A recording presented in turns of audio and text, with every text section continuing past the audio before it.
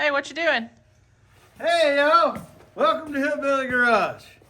Well, we wanted to jump in here right quick and I wanted to introduce you to our newest revival project. This belongs to a fellow named Ernie. It is a small block 350. It's a 010 block. Don't know what we're going to find on the inside, but I wanted to show y'all how it begins when we start rolling back the miles.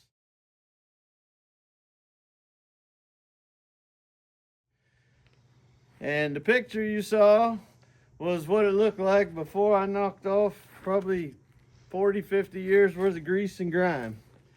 But yeah, we're gonna tear into this one, and I can guarantee you that we're going to be putting some summer racing parts in this, and we'll have links in the description so that you can follow that, because you know we are in affiliation with Summit, and whenever you use the link and go buy the kind of parts that we buy, then we get a commission on them. And we really appreciate all y'all tuning in. We ask that you follow and stay with us, like and subscribe, share with your friends, and see how all of these revivals go. We'll see y'all.